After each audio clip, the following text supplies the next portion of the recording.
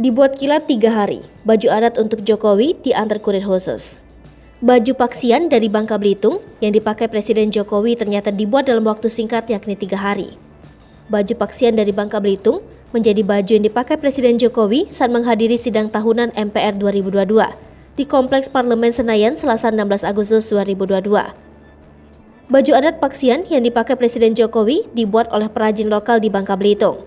Hal ini diungkapkan oleh Sekretaris Pribadi Presiden Anggit Nugroho.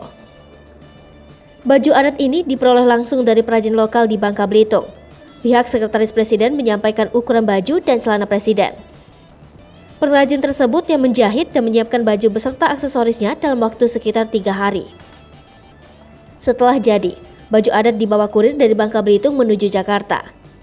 Dia menjelaskan, baju paksian ini terdiri dari jubah panjang sebatas betis, celana panjang, selempang dan kain tenun cual khas Bangka.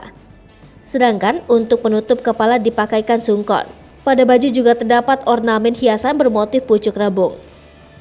Menurut Anggit, sebenarnya warna asli baju adat ini adalah merah. Namun, selaras dengan perkembangan zaman, warna baju menyesuaikan selera pemakainya. Sementara itu, busana yang dikenakan Ibu Negara Iriana Jokowi pada tahun ini tidak disiapkan secara khusus oleh Sekretaris Presiden, melainkan disiapkan sendiri oleh Ibu Iriana.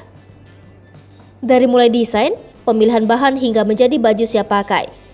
Lebih lanjut, Anggit menjelaskan, pesan kerukunan, kedamaian mungkin yang ingin disampaikan Presiden Jokowi dengan baju adat paksian dari Bangka Belitung. Hal ini berhubungan dengan makin dekatnya pelaksanaan pemilu dan Pilpres 2024. Itu disimbolkan dari motif baju pucuk rebung yang bermakna kerukunan dan warna hijau yang menyiratkan kesejukan dan ketenangan. Soal warna hijau juga nyambung dengan kerapnya Presiden Jokowi akhir-akhir ini bicara soal upaya Indonesia bertransformasi menuju ekonomi hijau, produk hijau, energi hijau, teknologi hijau, industri hijau yang saat ini telah menjadi tren global.